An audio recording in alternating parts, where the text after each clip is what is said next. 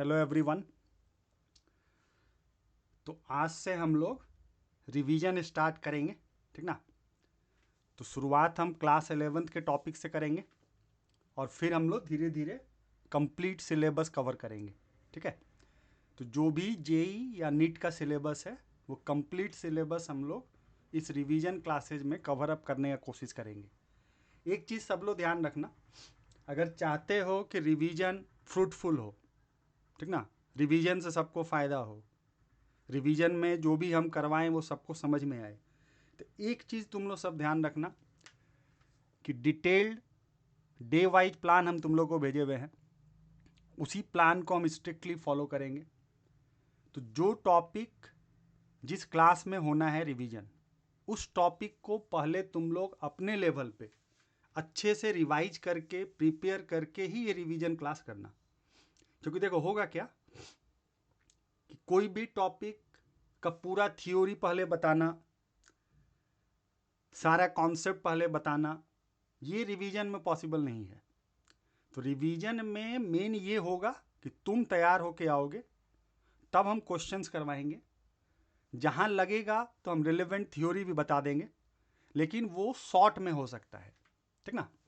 अब देखो, रिवीजन करने का बहुत लोग के मन में होता होगा कि सर कैसे रिवाइज करें। तो देखो, रिवीजन करने का जो सबसे सिंपल, बेसिक और 100% फुल प्रूफ तरीका है वो ये है कि तुम अपने नोट्स से सबसे पहले रिवाइज करो, ठीक है। तो अपना नोट्स को अच्छे से रिवाइज करो। उसके बाद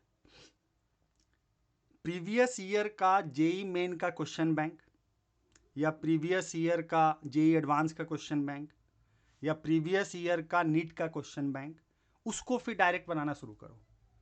तो तुमको रिवीजन में दो मेन काम करना है। एक तो अपना नोट्स को रिवाइज करो, फिर direct previous year question bank पे जम करो। ये दो काम भी अगर तुम ढंग से कर लिए तो समझ लो तुम्हारा रिवीजन बहुत अच्छे से हो जाएगा। ऐसे हम भी हर क्लास में 2 डीपीपी देंगे, उसका डिटेल्ड सॉल्यूशन भी उसमें रहेगा, तो तुम लोग उसको भी बनाओ। तो देखो, वो एक तरह से तुमको गाइड बस करेगा कि these are the possible varieties of questions in a particular chapter. मतलब हम मेंटरिंग कर सकते हैं, हम गाइड करेंगे तुम लोग को टॉपिक बाय टॉपिक, ताकि तुम भी उन टॉपिक को धीरे धीरे कवर अप करो। मेन जो रोल होता है ना रिवीजन का, वो तो एक स्टूडेंट का ही होता है। तो रिवीजन तुम्हारा रिस्पॉन्सिबिलिटी है। I can only mentor and guide you. इसके अलावा रिवीजन में हमेशा ध्यान रखना, टेस्ट पे पूरा फोकस रखो। इसीलिए हम वीकली टेस्ट शेड्यूल का प्लान भेजे हैं। तो जो भी टेस्ट शेड्यूल का प्लान है, जो भी रिवीजन डे वाइज प्लानिंग है, वो सब हम स्ट्रिक्टली फॉलो करेंगे। अब बस तुम लोगों को स्ट्रिक्टली फॉलो करना है हर चीज़ को, ठीक है। तो हम चाहेंगे कि हर स्टूडेंट हर टेस्ट को प्रिपेयर होके पहले से रेडी रहे, तब देगा तो मज़ा आएगा। क्योंकि टेस्ट भी देखो, आधा अधूरा टॉपिक प्रिपेयर करके जाके देने में कोई मज़ा नहीं आता है। तो अब कम से कम सब लोग ऑन द टोज आ जाओ, ठीक है। इट इज़ हाई टाइम कि हर एक स्टूडेंट फोकस्ड हो जाए, हर एक स्टूडेंट अपने कमी के बारे में सोचे, हर एक स्टूडेंट अपने कमी को दूर करने के बारे में सोचे। Don't miss the revision classes, don't miss the tests. Tests में भी हमेशा ध्यान रखना, कुछ क्वेश्चन ऐसा मिलता है जो यूनिक टाइप का होता है। उन यूनिक क्वेश्चंस को भी कहीं ना कहीं लिख के या मार्क करके रख लेना। वो भी जब लास्ट में फिर से रिवीजन करोगे ना, तो उस समय बहुत काम आता है, ठीक है। तो चलो, ऐसा बात हम लोग करते रहेंगे time to time. Let us start the today's revision class. तो आज हम लोग मेनली यूनिट्स, डायमेंशंस और एरर्स पे रिवीजन करेंगे, ठीक है।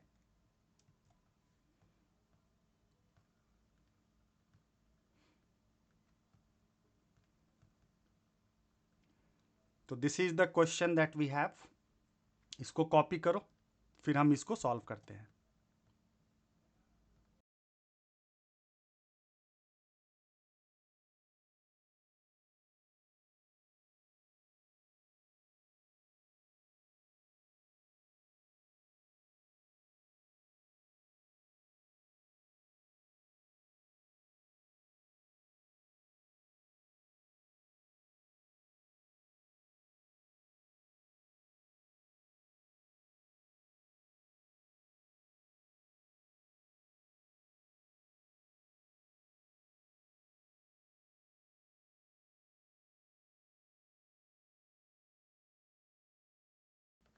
तो देखो इस क्वेश्चन में बोल ये रहा है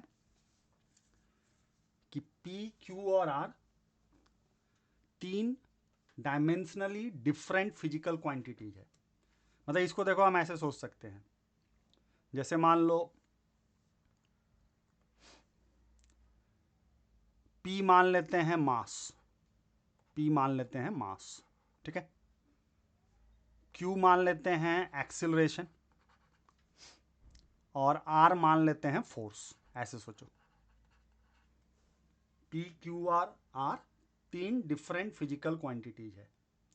तो बोल रहा है which can never be a meaningful physical quantity. देखो मीनिंगफुल का मतलब ये हुआ, हमेशा ध्यान रखना, दो चीज को जब ऐड करोगे, ठीक है, या दो चीज को जब सब्ट्रैक्ट करोगे, तो a प्लस बी करो या a माइनस बी करो, a and b must have same dimensions. तो सेम डायमेंशन वाले चीज को ही तुम ऐड कर सकते हो या सब्ट्रैक्ट कर सकते हो, ठीक है। अब ऐसे सोचो, जैसे P था, तो P हम मास माने हैं नहीं, तो मान लो 3 kg, P इज मास, मान लिए 3 kg। एग्जाम्पल दे रहे हैं।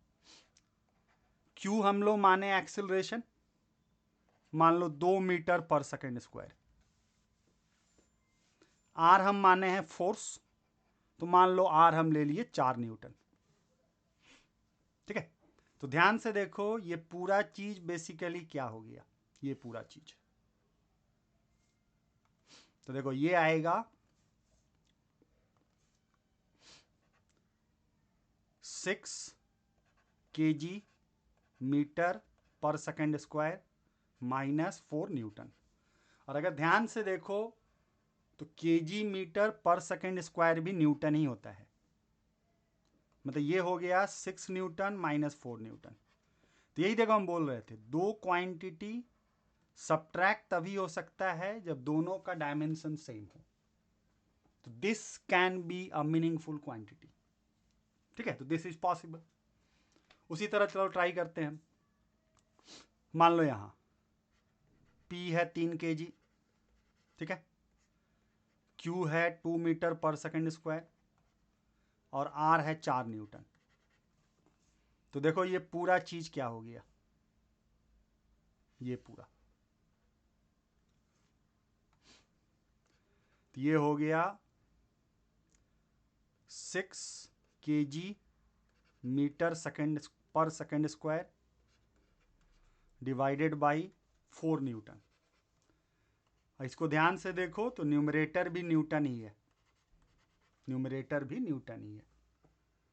तो this is possible, second option possible है।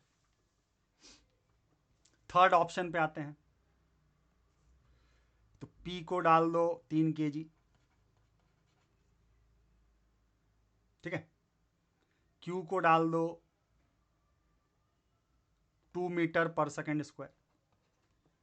अब यहीं देखो गड़बड़ हो गया, P और Q का डायमेंशन अलग अलग है, P और Q का डायमेंशन अलग अलग है, इसीलिए P माइनस Q पॉसिबल ही नहीं है, P माइनस Q पॉसिबल नहीं है।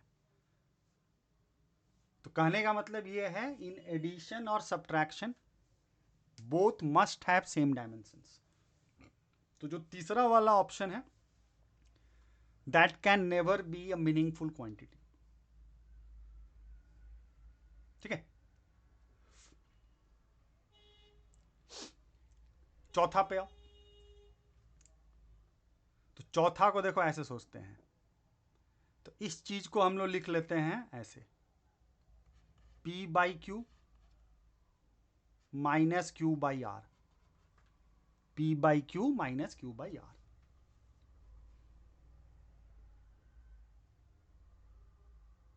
ठीक है।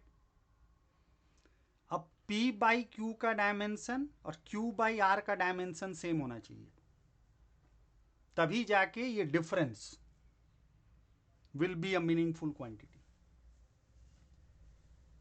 ठीक है। तो P बाई क्यू और Q बाई आर का डायमेंशन अगर सेम होगा तो थर्ड वाला लास्ट वाला पॉसिबिलिटी सही होगा।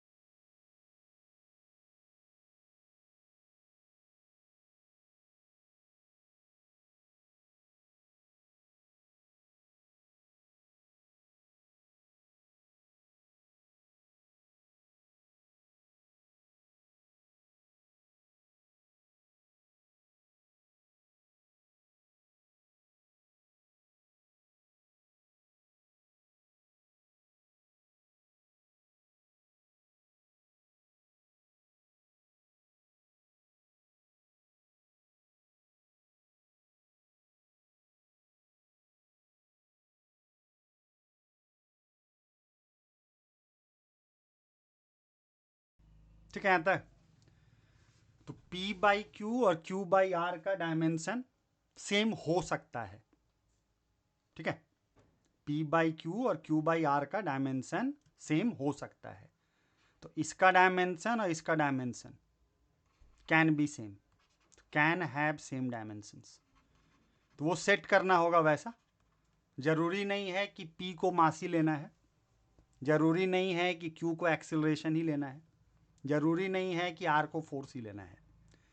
तो this two can have same dimensions. अब ये तुम लोग सोचोगे कैसे ऐसा हो सकता है, ठीक है। लेकिन एक चीज पक्का था कि ये जो थर्ड वाला ऑप्शन था ये तो पक्का नहीं हो सकता है, क्योंकि P और Q का डायमेंशन अलग अलग है। Hence P minus Q is not permissible. तो इसका C is the right option. ठीक है, तो C इज योर आंसर।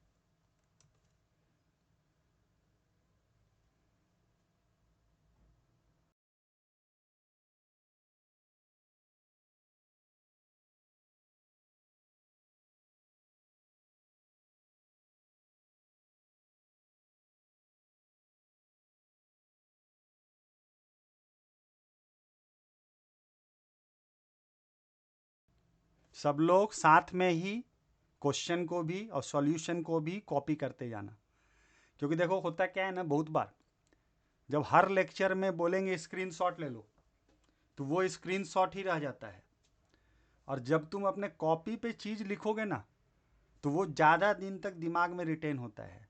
इसलिए बहुत ज़्यादा स्क्रीनशॉट लेके स्क्रीनशॉट में ही नहीं छोड़ देना है। ठीक है, तो हम कोशिश यही करेंगे कि तुम लोग को सफिशिएंट टाइम दें ताकि तुम लोग क्वेश्चन और सॉल्यूशन डिटेल में उसी समय कॉपी कर सको। कॉपी करना अपने हाथ से on a paper makes a lot of difference in ensuring that that concept will retain in your mind for a longer period of time। ठीक ना।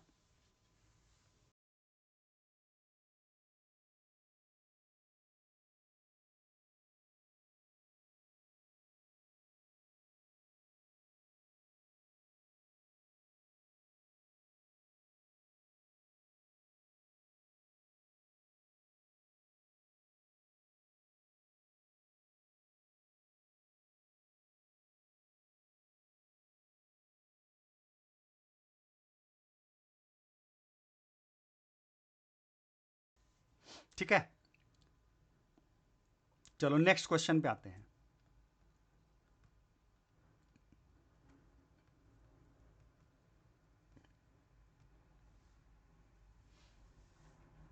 तो नेक्स्ट क्वेश्चन देखो ये है।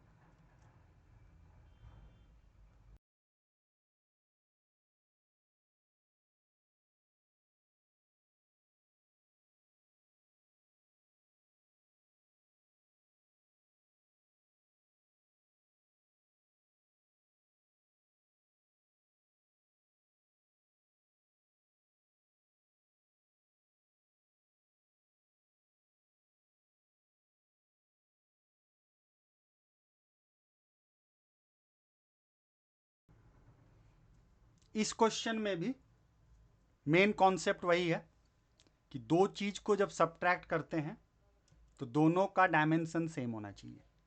कहने का मतलब टाइम स्क्वायर का डायमेंशन और ए का डायमेंशन सेम होना चाहिए।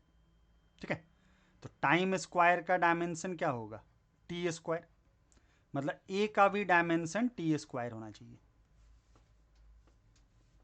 ठीक है, अब दूसरा चीज ध्यान देना, एलएचएस में प्रेशर है तो आरएचएस का भी डायमेंशन प्रेशर वाला होना चाहिए।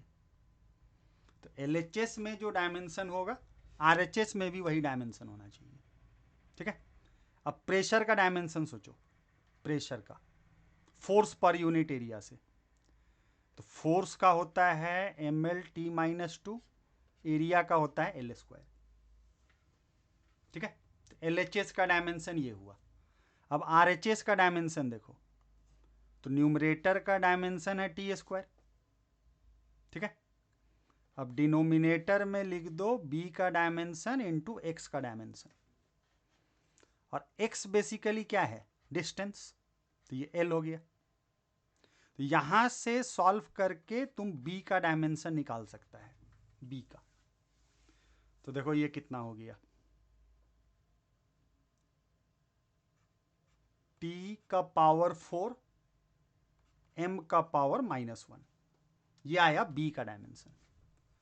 तो ए का डायमेंशन हम लोग देख चुके थे, टी स्क्वायर, बी का डायमेंशन आ गया। तो ए बाई बी का डायमेंशन सोचो क्या होगा, तो ए बाई बी का अगर डायमेंशन का बात किया जाए तो ये होगा ए का डायमेंशन बाई बी का डायमेंशन। तो ए का डायमेंशन है टी स्क्वायर, अब बी का डायमेंशन है इतना, है ना। तो ये हो गया एम टी -2। तो इसका कौन सा सही हो गया, B option is correct, M T -2। तो जब भी ऐड करो या सब्ट्रैक्ट करो तो दोनों क्वांटिटी का डायमेंशन सेम होना चाहिए, एलएचएस और आरएचएस का डायमेंशन भी सेम होना चाहिए।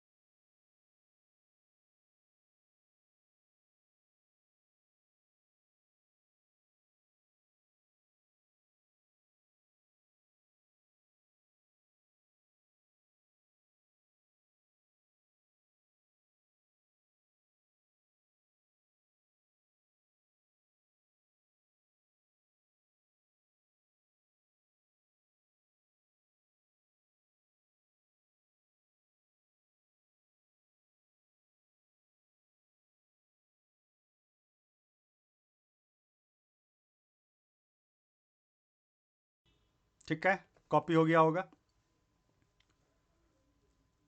चलो नेक्स्ट क्वेश्चन पे आते हैं।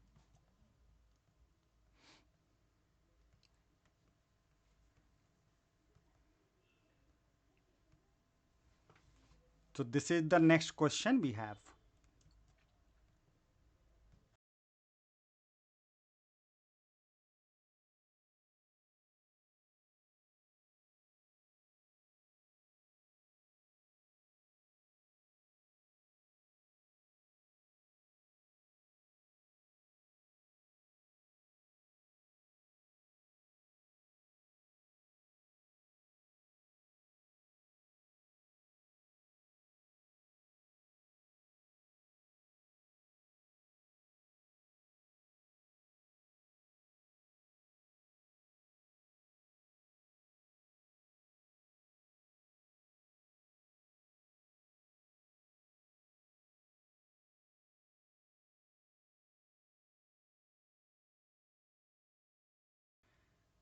तो देखो इस क्वेश्चन का जो मेन कॉन्सेप्ट है वो ये है कि e to the power x, e to the power x, ठीक है,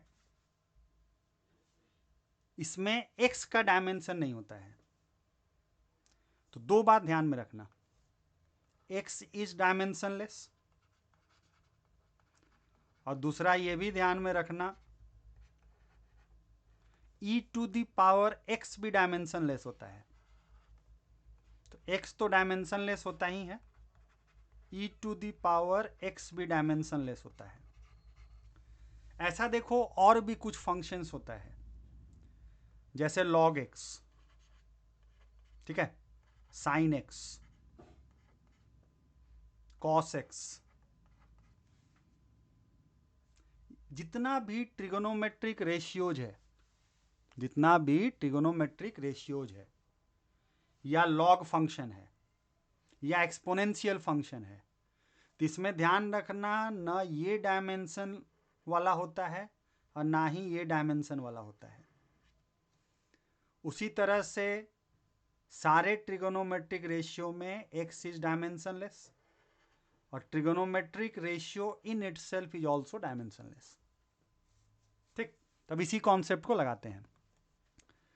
तो यहां ध्यान से देखना, ये जो टर्म है e का पावर में, दैट मस्ट बी डायमेंशनलेस, मतलब अल्फा का डायमेंशन इंटू टी स्क्वायर का डायमेंशन, ये डायमेंशन लेस होना चाहिए, मतलब m0 l0 t0। तो देखो यहां से क्या आया,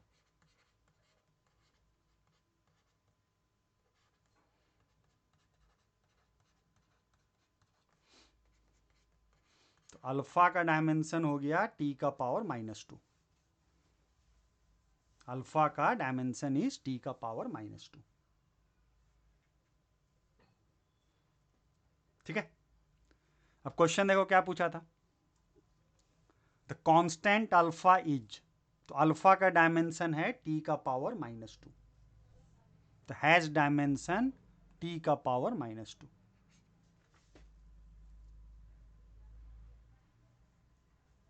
ठीक है, दूसरा चीज, ये पूरा e का पावर जो भी होगा that must be dimensionless, that must be dimensionless. इसका मतलब ये हुआ कि जो डायमेंशन पी नॉट का होगा वही डायमेंशन पी का होगा, तो पी का डायमेंशन और पी नॉट का डायमेंशन सेम होगा, ठीक है। तो ध्यान में रखना, एक्सपोनेंशियल फंक्शन, लोगारिथमिक फंक्शन और ट्रिगोनोमेट्रिक रेशियोज, ये सब में x is dimensionless and the entire function is also dimensionless.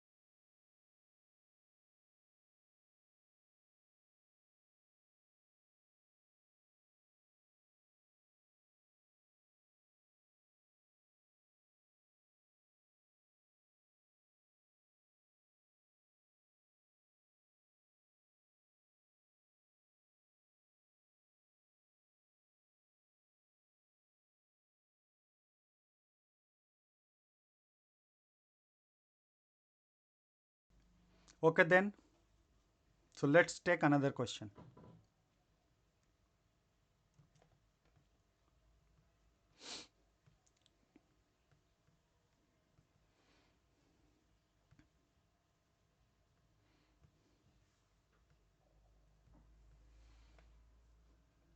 ठीक है, क्वेश्चन को कॉपी करो.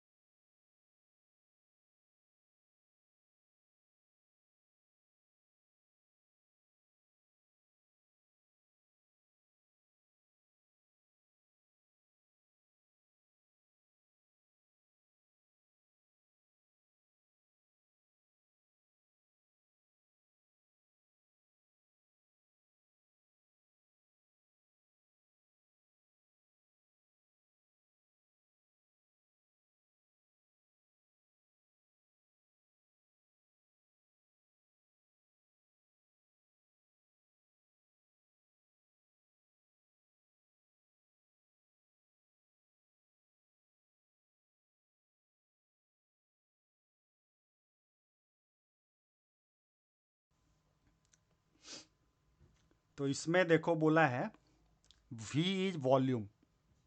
ठीक है, A है एरिया, स्मॉल v जो दिख रहा है वो है वेलोसिटी, और t है टाइम. तो ऐसे क्वेश्चन का कॉन्सेप्ट यही होता है कि LHS और RHS का डायमेंशन सेम होना चाहिए. मतलब इस इक्वेशन में अगर बात करो तो वॉल्यूम का dimension should be same as RHS का डायमेंशन. मतलब एरिया का डायमेंशन का पावर अल्फा इंटू वेलोसिटी का डायमेंशन का पावर बीटा इंटू टाइम का डायमेंशन का पावर गामा. ठीक, चलो वॉल्यूम का डायमेंशन होता है L क्यूब, एरिया का L स्क्वायर. ठीक है, वेलोसिटी का LT minus one, LT minus one, time का T होता है. ठीक ना हुआ, तो ये बन गया L का power 2 alpha plus beta, T का power minus beta plus gamma. यही है. और LHS में देखेगा तो T का पावर 0 है. अब नेक्स्ट काम ये करना है कि ये वाला और ये वाला सेम होना चाहिए. ठीक, मतलब 3 should be equal to 2 alpha plus beta. फिर दूसरा, इधर T का पावर और इधर T का पावर सेम होना चाहिए. तो ये दो इक्वेशन हम लोग के पास है. लेकिन एक चीज ध्यान से देखो, इक्वेशन दो है लेकिन अननोन तीन गो है, अल्फा बीटा एंड गामा. तो 3 अननोन्स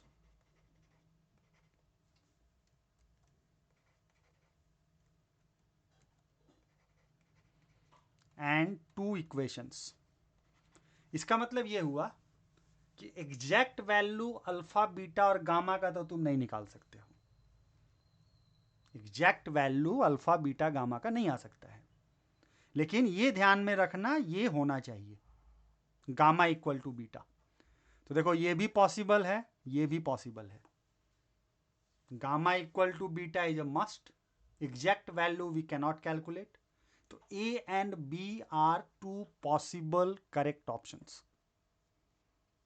ठीक.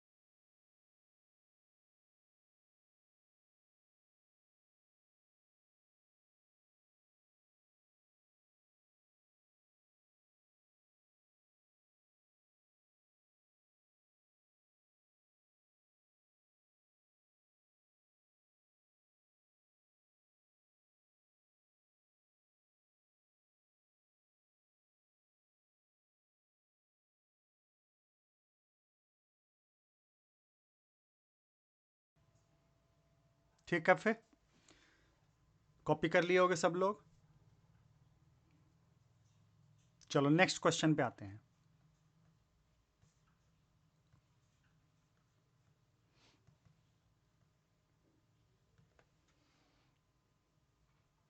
तो this is the next question.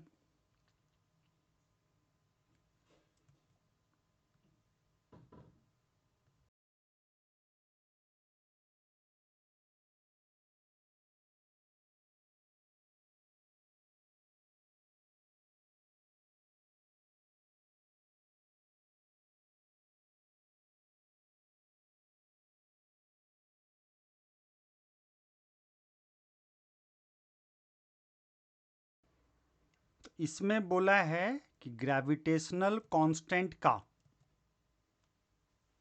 Representation, ठीक ना, in terms of C, G and P क्या होगा। मतलब speed of light, acceleration due to gravity और प्रेशर को अगर फंडामेंटल यूनिट्स मान लें तो ग्रेविटेशनल कांस्टेंट का डायमेंशन क्या होगा। तो देखो, हम कोशिश करेंगे कि अपने रिवीजन क्लास में जितना पॉसिबल वेराइटीज हो सकता है सब तुम लोग को शो करें, ठीक है। अब बाकी डिटेल में उस वेराइटी को तुम अपने नोट से, प्रीवियस ईयर क्वेश्चन बैंक से, या जो भी डीपीपीज पहले मिला होगा उसके हेल्प से 2 4 5 सवाल और बनाओ ताकि वो चीज़ तुम्हारे दिमाग में बैठ जाए, ठीक ना। तो हम लोग एक वेराइटी का एक सवाल से ज़्यादा नहीं ले सकते हैं क्योंकि ये रिवीजन क्लास है, ये वो क्लास नहीं है कि कोई टॉपिक तुमको सिखाया जाए, ठीक है। तो इस क्वेश्चन में एक काम करो,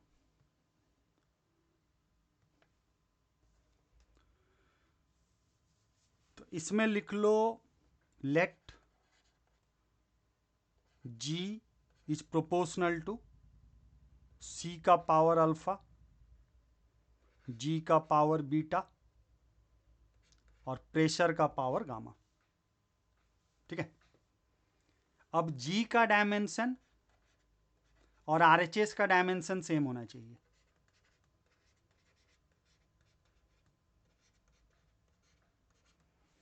ठीक है।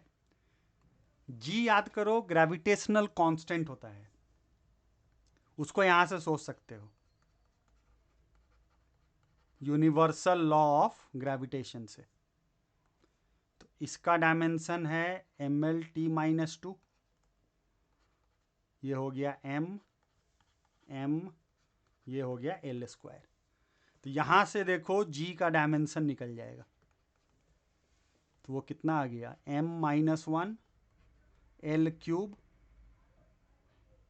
t-2, ये ना आएगा, ठीक है। यहां पे लाके पुट करो, तो g का डायमेंशन है m-1 L³ t-2 equal to, अब c का डायमेंशन, तो ये है स्पीड ऑफ लाइट, तो LT-1, ठीक। g है acceleration due to gravity, g है एक्सिलरेशन ड्यू टू ग्रेविटी, तो वो वाला डायमेंशन होगा एक्सिलरेशन का, ठीक। p है प्रेशर, प्रेशर याद करो ये होता था फोर्स पर यूनिट एरिया, मतलब p का ये डायमेंशन होगा फोर्स पर यूनिट एरिया से। तो p जो दिख रहा है उसके जगह पे लिख दो mL-1 t-2,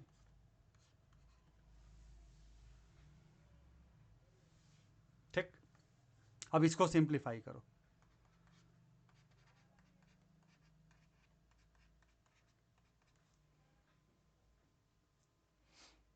तो m का पावर हो गया गामा, l का पावर हो गया alpha plus beta minus gamma,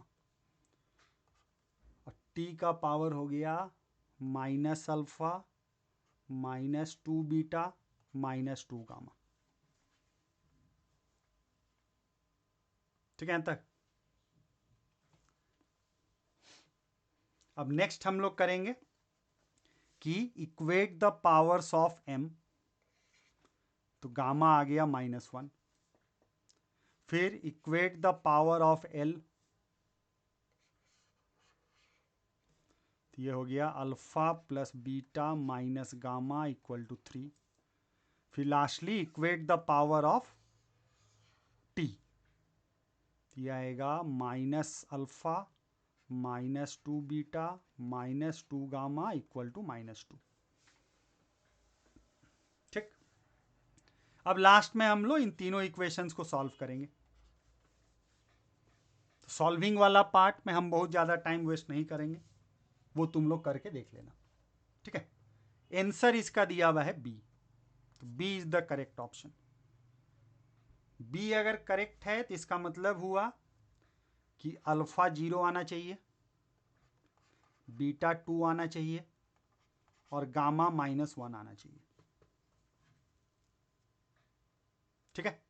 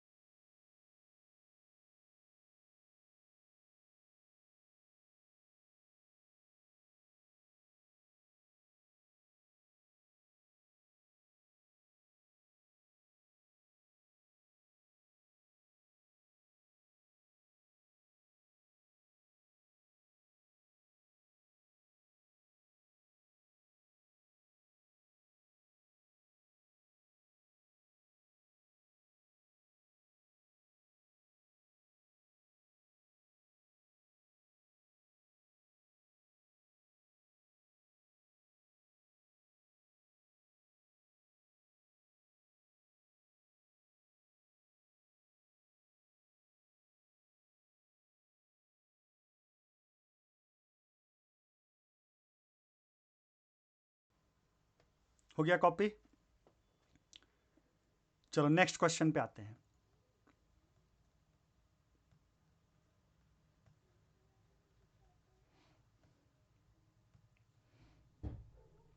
So this is the next one that we have.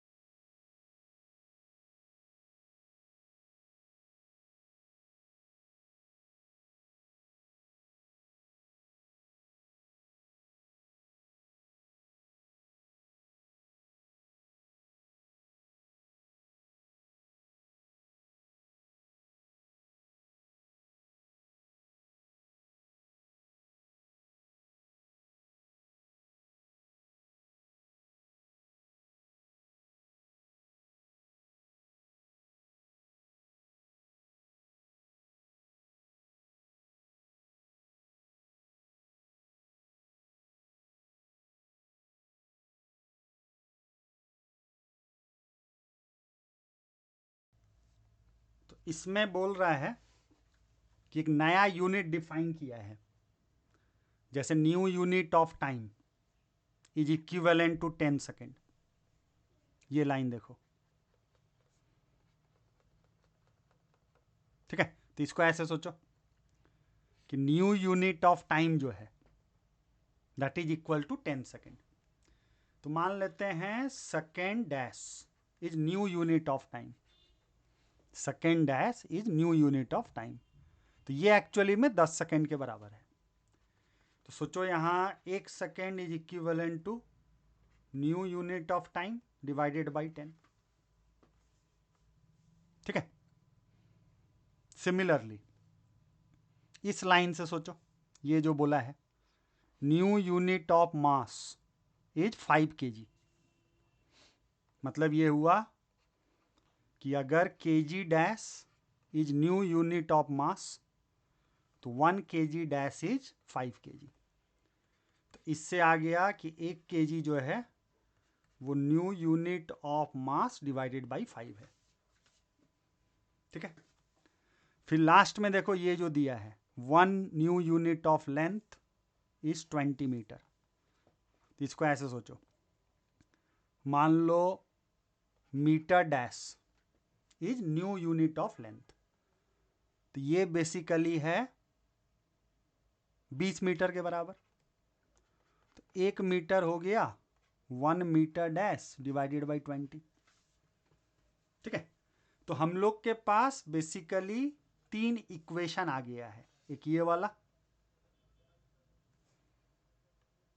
एक ये वाला और लास्ट में एक ये वाला। अब देखो क्वेश्चन क्या पूछा है। क्वेश्चन बोला है न्यू सिस्टम ऑफ यूनिट में, न्यू सिस्टम ऑफ यूनिट में 1 यूनिट ऑफ एनर्जी क्या होगा। तो मान लो joule dash is new unit of energy. तो पूछा है new unit of energy joule के टर्म्स में कितना होगा।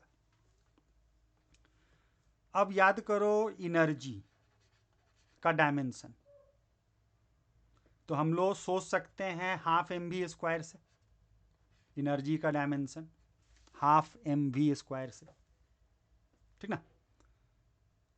तो काइनेटिक एनर्जी का डायमेंशन सोचो, तो m हो गया मास का और वेलोसिटी का स्क्वायर, ही ना होगा। तो यह आ गया ml² t-2, ये है एनर्जी का डायमेंशन। इसका मतलब ये हुआ कि 1 जूल जो है उसको हम देखो ऐसे लिख सकते हैं, m है सोचो 1 kg, फिर l है तो सोचो 1 मीटर, फिर देखो टाइम है तो इसको लिखो 1 सेकेंड, ऐसे लिख सकते हैं। अब पुट करना चालू करो, तो 1 kg के जगह इसको डाल दो, 1 kg के जगह, तो इसके जगह पुट करो 1 kg डैश बाई 5। सिमिलरली 1 मीटर के जगह इसको उठा के डाल दो, तो 1 मीटर डैश डिवाइडेड बाई 20। फिर 1 सेकेंड के जगह इसको उठा के डाल दो, तो ये होगा 1 सेकेंड डैश डिवाइडेड बाई 10, ये ना हुआ। तो देखो ये क्या बन गया, 1 joule equal to 1/5 kg dash into 1/20 का स्क्वायर इंटू मीटर डैश का स्क्वायर,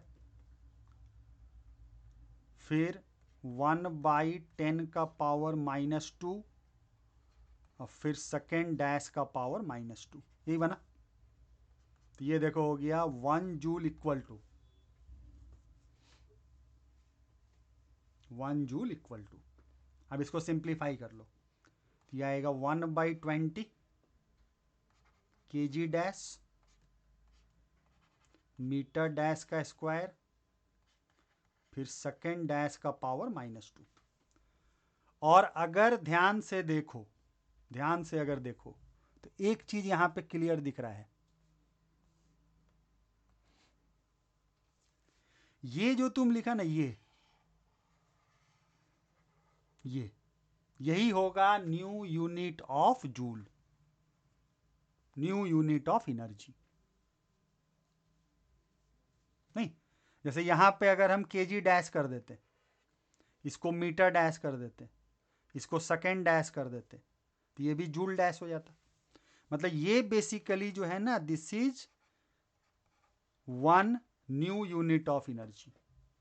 तो यहां से देखो क्या आया, one new unit of energy is 20 joule. मतलब नया यूनिट ऑफ एनर्जी है J dash, which is equal to 20 joule. इसीलिए first option is correct, first option is correct. ठीक है।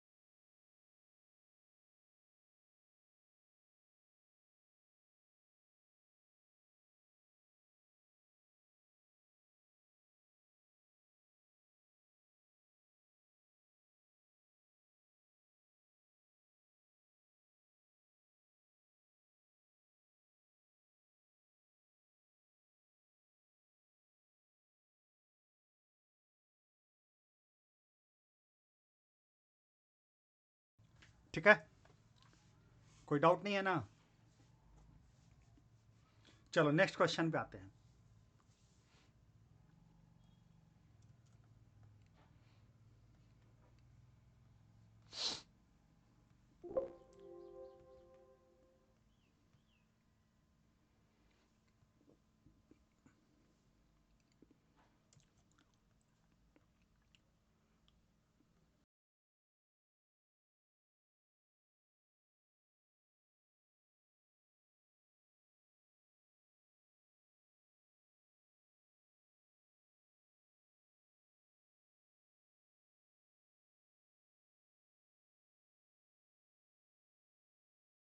इसमें देखो स्टीफन कांस्टेंट का वैल्यू सीजीएस यूनिट में दिया हुआ है, उसको बोला है एसआई यूनिट में बताओ। तो देखो अर्ग जो है, अर्ग is CGS unit of energy.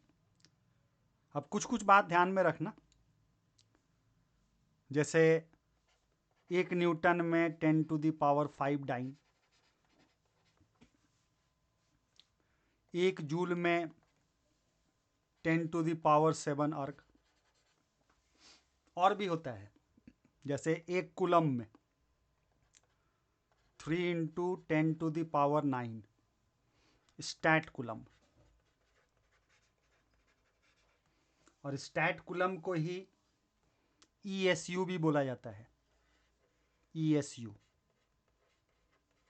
या इसी का नाम फ्रैंकलिन भी है, फ्रैंकलिन। तो ये सब सीजीएस यूनिट हो गया चार्ज का। फिर 1 टेस्ला में 10⁴ गॉस, 1 वेबर में 10⁸ मैक्सवेल, मैग्नेटिक फ्लक्स का यूनिट। फिर कोफिशिएंट ऑफ विस्कोसिटी में भी एक होता है PI, PI is poiseuille, PI is poiseuille. This is SI unit of coefficient of viscosity, PI stands for poiseuille. तो ये होता है 10 पोइज। तो PI is SI unit of coefficient of viscosity, P is poise, CGS unit of coefficient of viscosity. तो ये कुछ कुछ ध्यान में रखना, क्वेश्चंस में कभी भी यूज हो सकता है। अब यहां से आ जाओ, एक अर्ग कितना हो गया 10⁻⁻7 जूल, इसको उठा के यहां पे डाल दो। फिर सेंटीमीटर को कन्वर्ट करो, 10⁻⁻2 मीटर। ठीक है, तो देखो यहां से सिग्मा क्या हो गया 5.67 इंटू 10⁻⁻5, फिर 10⁻⁻7 जूल, फिर सेकेंड इनवर्स, फिर 10⁻⁻4 मीटर का पावर -2, फिर केल्विन का पावर -4। ये ना हुआ, तो ये देखो बन गया 5.67 इंटू 10⁻⁻5, फिर -7, ठीक है, फिर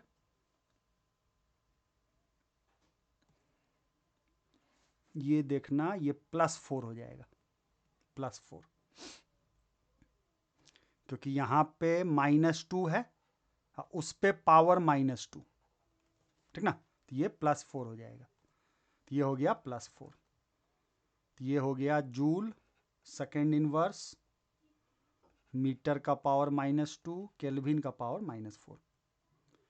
तो 5.67 इंटू 10 का power -8 joule, second inverse, metre -2, kelvin -4। यही बेसिकली एसआई यूनिट है स्टीफन कांस्टेंट का। तो this is SI unit of Stefan constant, ठीक है।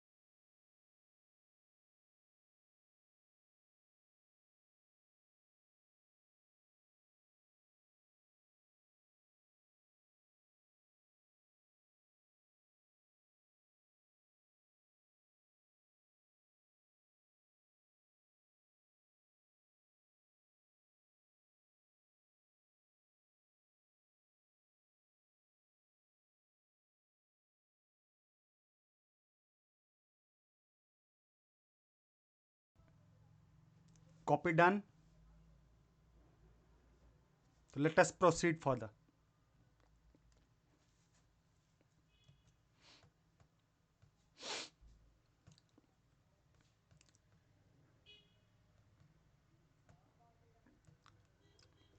तो ये देखो नेक्स्ट क्वेश्चन है।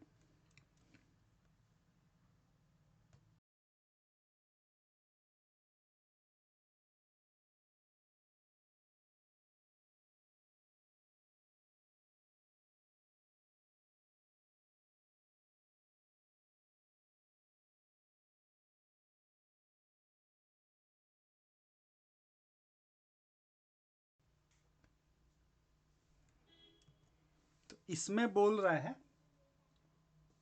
कि अल्फा बीटा स्क्वायर का डायमेंशन किसके बराबर होगा। अल्फा बीटा स्क्वायर का डायमेंशन किसके बराबर होगा।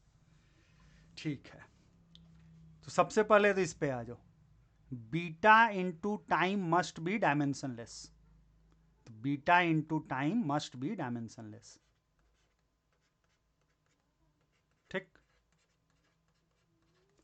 तो यहां से बीटा का डायमेंशन निकल गया, बीटा का। ठीक है, तो बीटा का डायमेंशन इज टी का पावर -1।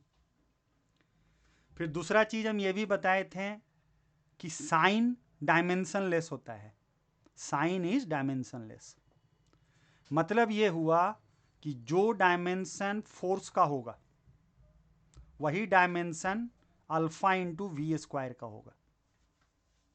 तो फोर्स का डायमेंशन इक्वल टू अल्फा का डायमेंशन इंटू वेलोसिटी का डायमेंशन। ठीक है, तो यहां से देखो हमको अल्फा का डायमेंशन आ गया, तो ये होगा ML-1, ML-1। ठीक है, अब तुम सोचो इसका dimension, alpha into beta square का डायमेंशन। तो अल्फा इंटू बीटा स्क्वायर का डायमेंशन विल बी अल्फा का डायमेंशन फिर बीटा का डायमेंशन का स्क्वायर। तो अल्फा का डायमेंशन यहां से डाल दो, बीटा का डायमेंशन यहां से डाल दो, तो देखो ये क्या हो गया, ML-1 फिर टी का पावर -2। ठीक है, तो अल्फा बीटा स्क्वायर का डायमेंशन हम लोगों को आ गया।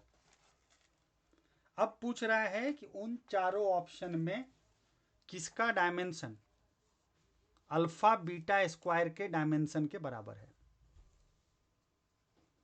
ठीक ना है, तो चलो पहला ऑप्शन का देखो डायमेंशन। तो फर्स्ट ऑप्शन का अगर डायमेंशन का बात करोगे तो एक्सिलरेशन मतलब -1, सॉरी -2, LT-2। वर्क डन का अगर बात करोगे तो इसको ऐसे सोचो, फोर्स का डायमेंशन इनटू डिस्प्लेसमेंट का डायमेंशन। ये हो गया ML² T-2। प्रेशर का डायमेंशन सोचो, तो ये होगा फोर्स पर यूनिट एरिया। ये होगा ML-1 T-2। ठीक है, पावर का डायमेंशन सोचोगे तो इसको ऐसे सोचो, work done by time taken. तो वर्क डन हो गया ML² T-2 और टाइम हो गया T, तो ये बन गया ML² T-3। ठीक है, ML² T-3। अब देख लो ये डायमेंशन किसके बराबर है, तो ये आ रहा है किसके बराबर, इसके बराबर नहीं, इसीलिए इसमें C option is correct. C is correct option. ठीक है, सी इज करेक्ट ऑप्शन।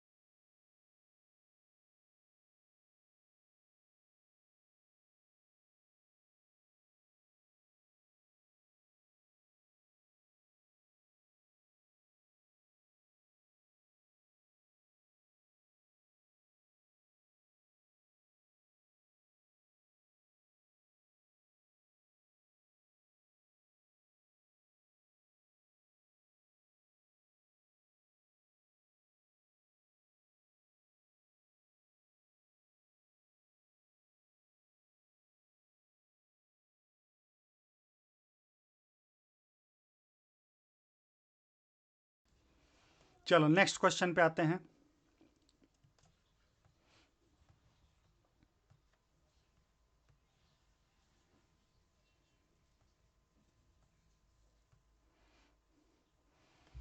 तो ये अब एरर बेस्ड क्वेश्चन है। क्वेश्चन को पढ़ो।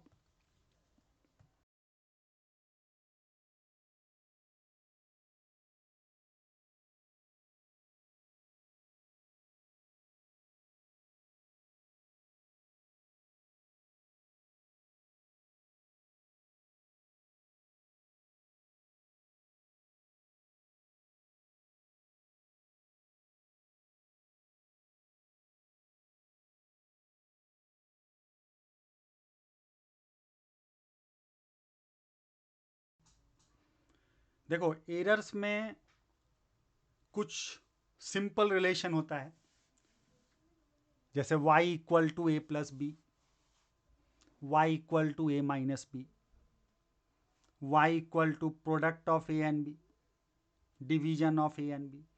तो ये सब बहुत स्ट्रेट फॉरवर्ड होता है। अब हम ऐसा क्वेश्चन लिए हैं जो स्ट्रेट फॉरवर्ड नहीं है।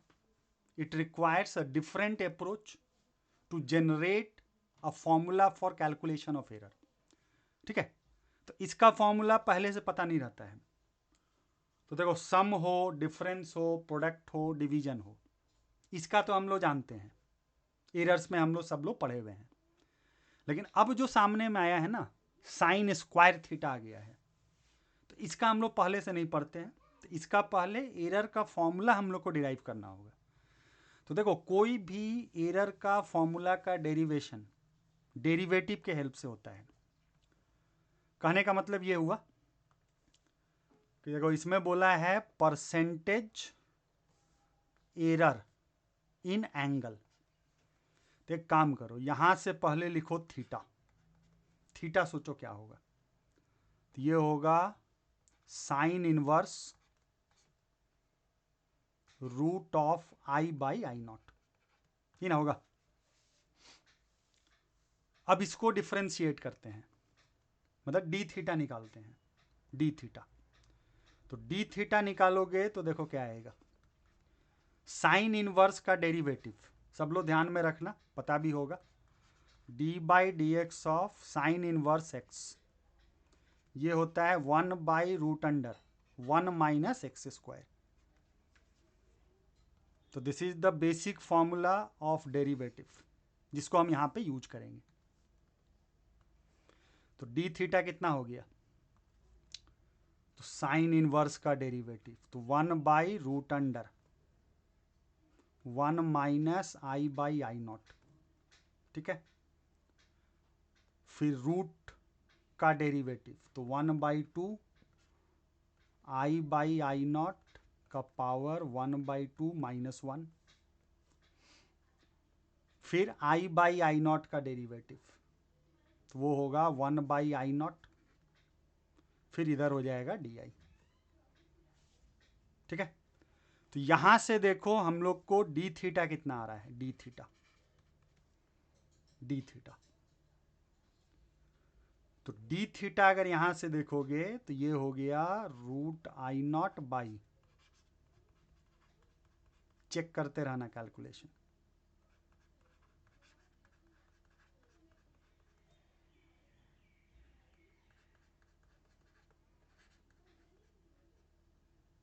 ये ना आएगा, मतलब डी थीटा हो गया डी आई बाई 2 √अंडर आई इंटू आई0 माइनस आई।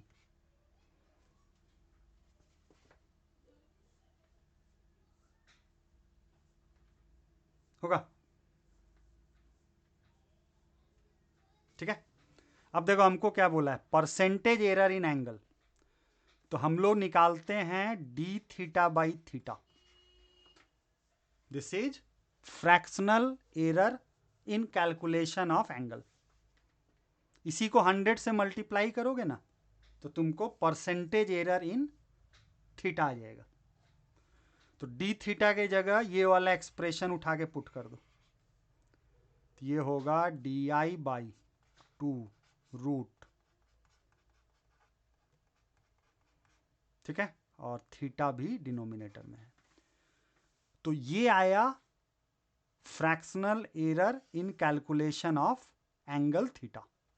इसी को 100 से मल्टीप्लाई करोगे तो तुमको परसेंटेज एरर आ जाएगा। अब इसमें क्या करो, वैल्यू पुट करना शुरू करो। मतलब जैसे देखो ये वाला है डी आई, तो error in calculation of intensity, तो इसको उठा के यहां डाल दो। ठीक, फिर आई के जगह पुट कर दो इसको, आई के जगह पुट कर दो 5 को, आई नॉट के जगह उठा के डाल दो इसको 20। ठीक है, फिर आई के जगह इसी को पुट कर दो, और थीटा के जगह 30 डिग्री। तो एंगल को रेडियन में लिखना, एंगल को रेडियन में लिखना। जब भी एंगल में एरर कैलकुलेशन हो तो हमेशा ध्यान रखना angle must be put in radian. तो π/6। ठीक है, इस एक्सप्रेशन को जब सॉल्व करोगे तो डी थीटा बाई थीटा सारा पुट करने के बाद इतना आएगा, देखो। ठीक है, तो this is the fractional error in calculation of angle. अब इसी को 100 से मल्टीप्लाई कर दो, 100 से। तो 100 से जब इसको मल्टीप्लाई करोगे ना तो you will gate percentage error in calculation of theta. तो आंसर दिया हुआ है ए, आंसर है ए। इस वाले को 100 से मल्टीप्लाई करना तब आंसर आएगा, क्योंकि परसेंटेज एरर पूछा है। ठीक है,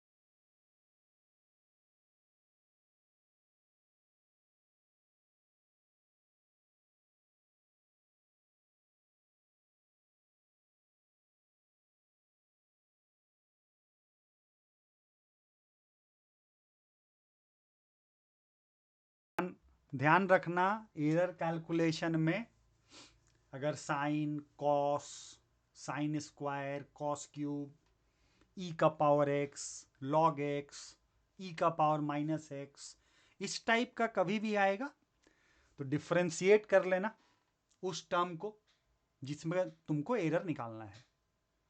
तो actually dx is error in calculation of x, dy is error in calculation of y, d theta is error in calculation of theta, and so on.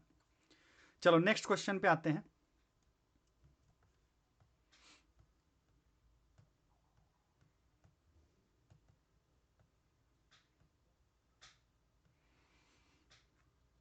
फिर ये क्वेश्चन एरर्स पे ही है।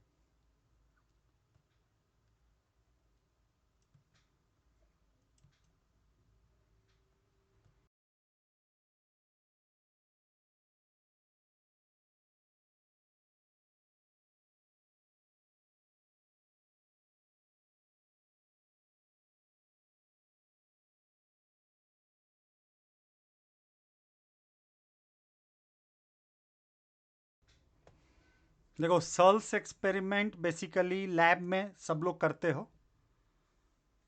उसमें होता ये है ना कि एक वायर रहता है जिसके नीचे में एक वेट लगाया जाता है, ठीक है। तो due to the weight hanging from the wire, ये वायर में एक्सटेंशन होता है। तो ये जो वायर है ये एक इलास्टिक वायर है, तो नीचे में वेट हैंग किए हैं जिससे इस वायर में एक्सटेंशन होता है, ठीक है। तो एक्सटेंशन मेजर करके नेचुरल लेंथ वायर का पता रहता है, वेट भी तुम कितना लगाए हो ये भी पता रहता है। तो by measuring the extension of the wire, Searle's experiment में हम लोग यंग्स मॉडुलस निकालते हैं। तो यंग्स मॉडुलस का फॉर्मूला सब लोग को याद आ रहा होगा, वो होता है स्ट्रेस बाय स्ट्रेन, ये ना है स्ट्रेस बाय स्ट्रेन। स्ट्रेस होता है फोर्स पर यूनिट एरिया। तो मान लो W है वेट, ठीक है। तो weight by cross sectional area of wire. तो D है मान लो डायामीटर, D है डायामीटर। तो क्रॉस सेक्शनल एरिया वायर का देखो इतना हो जाएगा। स्ट्रेन को लिख लो extension x divided by natural length, natural length, ठीक है। तो यहां से देखो बन गया y इक्वल टू 4/पाई W by D square L by X, ठीक है। अब निकालो error in calculation of y। तो ये तो कांस्टेंट है, तो delta W by W 2 delta D by D plus delta x by x plus delta L by L होगा। अब वैल्यूज पुट करना चालू करो। तो देखो वेट बोला है 50 न्यूटन, इसमें कोई एरर नहीं दिया है, इसका मतलब डेल्टा W 0 हो गया, ठीक है। डेल्टा D देखो, तो डेल्टा D मतलब जिस स्केल से नाप रहे हो उसका लिस्ट काउंट।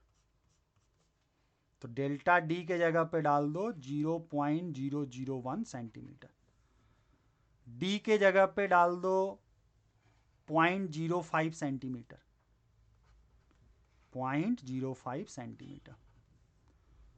डेल्टा X, तो एक्सटेंशन तुम माइक्रोमीटर से नाप रहे हो जिसका लिस्ट काउंट इतना है, तो लिस्ट काउंट ही एरर होगा इन कैलकुलेशन ऑफ x। तो ये है 0.001 सेंटीमीटर, ठीक है। x के जगह ये डाल दो 0.125।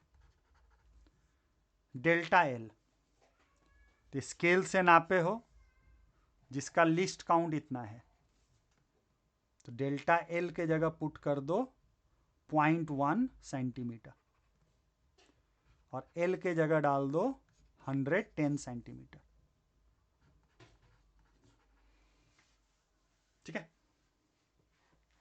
तो यहां से हमको डेल्टा वाई बाई वाई आ जाएगा, डेल्टा वाई बाई वाई।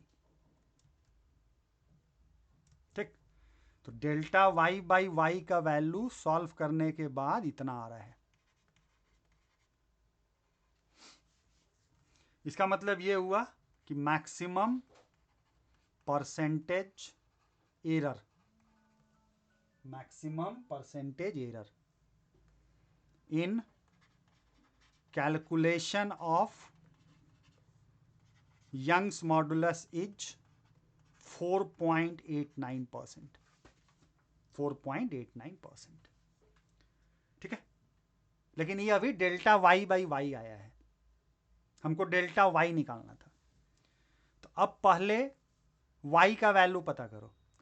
तो वाई का वैल्यू पता करने के लिए डब्लू का वैल्यू पुट करो, डब्लू का वैल्यू ये दिया है 50। ठीक है, पाई का वैल्यू पुट करो 3.14, डी का वैल्यू पुट करो डायामीटर, तो डायामीटर दिया है 0.05 मीटर में कर देना, मीटर में। ठीक है, फिर एक्स का वैल्यू पुट करो, सबको मीटर में डालना,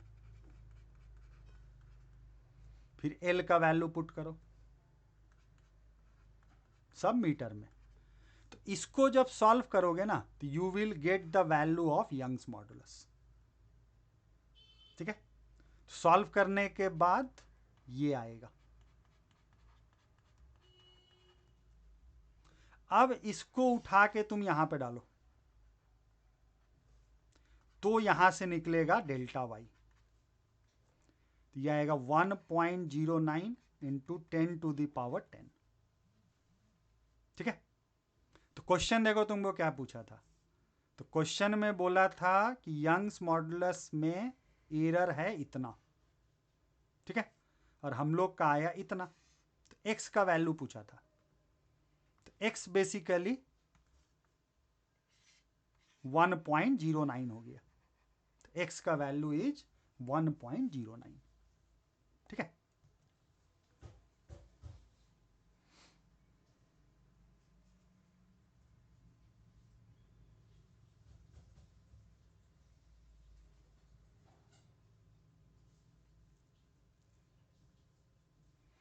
चलो इसका स्क्रीनशॉट ले लो। Everyone please take the screenshot, इसको कॉपी कर लेना। Everyone please take the screenshot.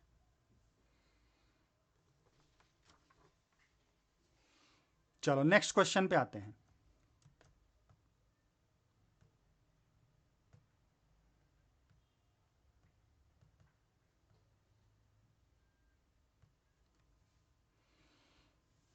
So this is the next question.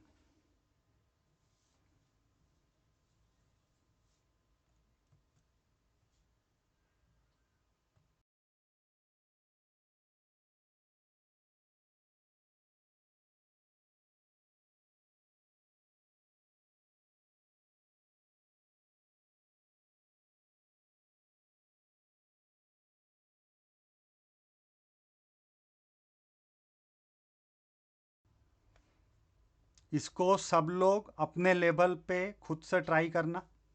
ठीक है, मल्टीपल करेक्ट है ये, और इसका करेक्ट आंसर आएगा पहला और तीसरा, A and C are correct options. तो सब लोग इसको खुद से अपने से ट्राई करो, कोई दिक्कत होगा तो feel free to ask me. ठीक है।